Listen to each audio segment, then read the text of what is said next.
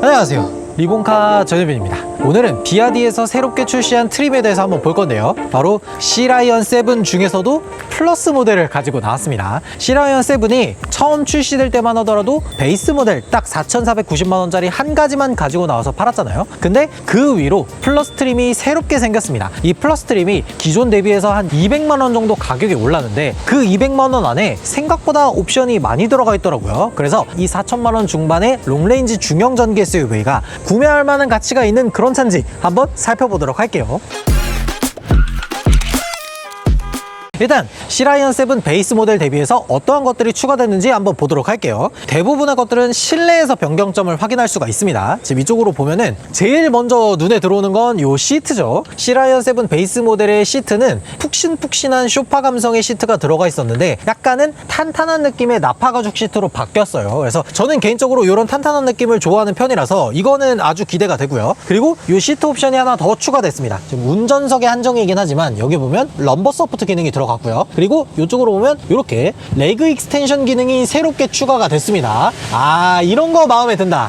약간 아쉬운 거는 운전석 한정이라는 게 조금 아쉽긴 하지만, 어쨌든 운전석에 한해서는 럼버 서포트든 레그 익스텐션이든 이런 운전자 편의 기능들을 새롭게 추가해 준 거라서 이런 것들은 마음에 들고요. 그리고 또 하나는 여기 보면 다인 오디오라고 해서 스피커 시스템이 새롭게 추가됐습니다. 기존에는 10개의 스피커가 들어갔다면 이번부터는 새롭게 12개의 스피커가 들어가는 걸로 바뀌었어요. 이거는 좀 이따가 실제로 한번 들어보도록 하고요. 그리고 또 하나 중점적인 건 저 위쪽으로 보면 헤드업 디스플레이가 새롭게 들어갔습니다. 기존 베이스 모델에서는 헤드업 디스플레이를 선택할 수가 없어서 조금 아쉬웠는데, 플러스 모델에는 저게 기본으로 들어가 있는 거예요. 여기까지만 해도 상당히 괜찮은데 한 가지 더 있습니다. 요 사이드 미러를 보면 후진 기어를 넣었을 때 이렇게 후진 연동 사이드 미러까지 모두 다 들어가 있습니다. 생각보다 요 200만원 안에 바뀐 것들이 정말 많은데, 과연 C라이언 7 베이스 모델 대비해서 200만원을 더 주고 플러스 트림을 살 만한 가치가 있는지 한번 타보도록 할게요. 가시죠. C라이언 7 플러스 트림을 한번 시승해 보도록 할게요. 제일 먼저 눈에 들어오는 건 요 헤드업 디스플레이죠. 주행 중에 보다 보니까 요 헤드업 디스플레이가 생각보다 크기가 크고 선명하게 들어오는 편입니다. 그래서 지금 여기 보면 이제 주행 보조 그리고 내비게이션 기능을 모두 다 활성화해 놓은 상태거든요. 주행 보조를 활성화했을 때는 파란색으로, 그리고 내비게이션은 흰색으로 이렇게 뜨도록 만들어 놨습니다. 생각보다 시인성도 굉장히 좋은 편이고, 헤드업 디스플레이가 딱 있다라는 것 하나만으로도 이 정보를 보기에는 훨씬 더 쉬운 것 같아요. 우리가 이렇게 주행 중에 내 차의 속도를 보기 위해선 어쩔 수 없이 계기판이나 이 디스플레이로 시선을 내린 다음에 그걸 확인하고 다시 도로를 봐야 되잖아요. 그런 시선의 이동을 줄여준다는 것만으로도 헤드업 디스플레이는 충분히 제 역할을 하고 있다는 생각이 들어요. 보통 헤드업 디스플레이가 다른 브랜드에서는 100만원 정도가 되는 옵션이거든요. 그러니까 200만원 안에 요 헤드업 디스플레이가 들어가 있는 것만으로도 벌써 절반의 값어치는 하는 셈이죠. 그리고 또 바뀐 것들이 있다면 여기에 있는 다인 오디오입니다. 요 다인 오디오가 2개의 스피커가 추가된 만큼 그 정도의 성능을 하나 한번 틀어보도록 할게요. 리본카 채널은 뭐 수익 창출 안 하니까 음악을 한번 틀어보도록 하겠습니다.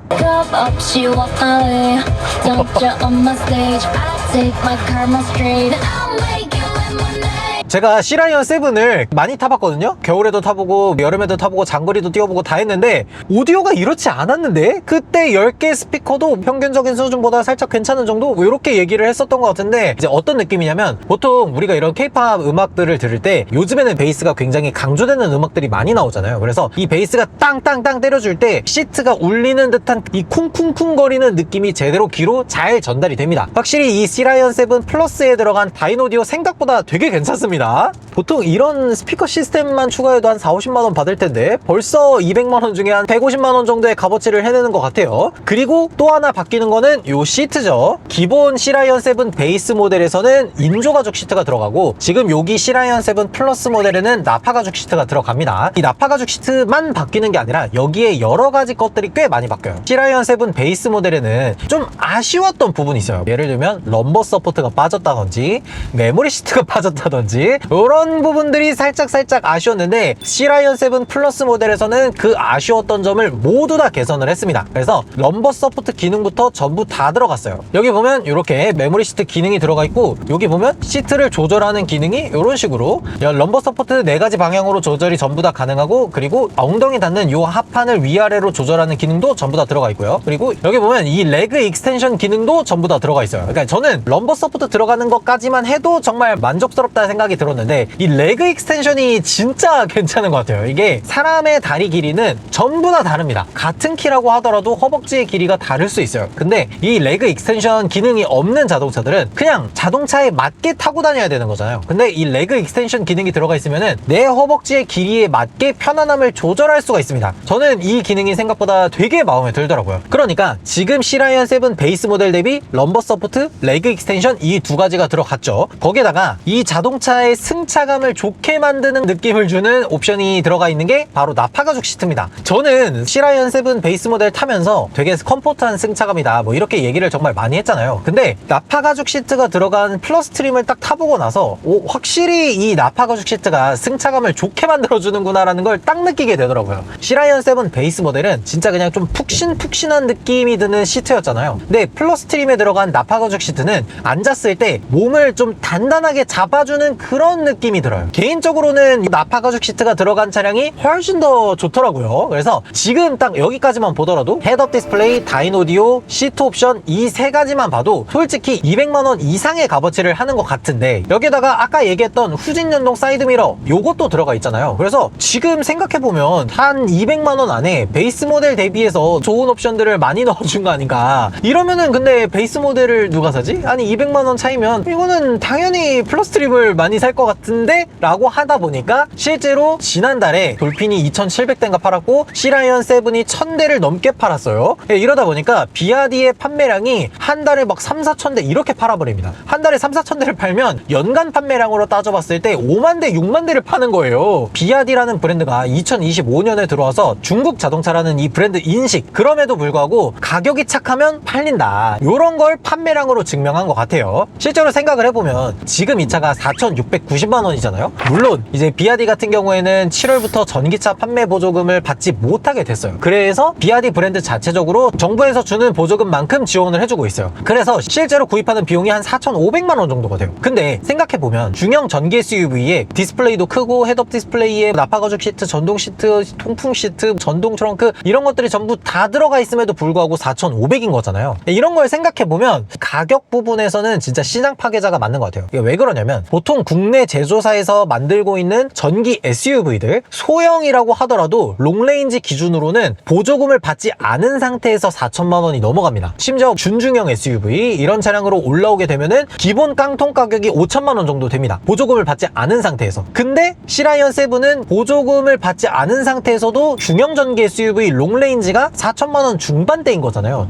정말 나중에 우리도 뭐 미국이나 중국처럼 전기차에 대한 보조금 제도 자체가 폐지가 되고 나면은 이게 과연 싸움이 될 수 있을까라는 생각이 들 정도로 가성비가 좋은 것 같아요. 우리나라에 들어오는 시라이언 7은 전부 다 이 롱레인지 모델로 들어오잖아요. 근데 가끔 어떤 분들이 60에서 65kWh 정도의 배터리가 들어가 있는 스탠다드 레인지랑 비교하는 분들이 계세요. 이게 시라이언 7 플러스 모델이 공인 인증 1회 충전 주행 가는 거리가 한 400km 정도가 나오다 보니까 일반적으로 조금 작은 크기의 스탠다드 모델이 300km 후반이나 400km 정도가 나오거든요. 그래서 롱레인지 모델이나 다른 모델의 스탠다드나 주행 가는 거리가 비슷하게 나오면 굳이 롱레인지를 선택할 이유가 없지 않냐 이렇게 얘기하시는 분들이 가끔 있더라고요. 근데 확실하게 말씀드릴 수 있는 건 배터리는 많으면 많을수록 좋습니다. 이게 롱롱 익선이라는 말이 괜히 나오는 게 아니에요. 이게 어떤 부분에서 크게 체감이 되냐면 예를 들어서 우리가 시내도로를 주행한다고 쳐보자고요. 시내도로를 주행할 때에는 가다서다 하는 구간이 굉장히 많습니다. 근데 전기차는 가끔 이제 어떤 분들이 가다서다 하면 전기차에게 있어서 더 좋은 거 아니냐라고 하시는데 그렇지 않습니다.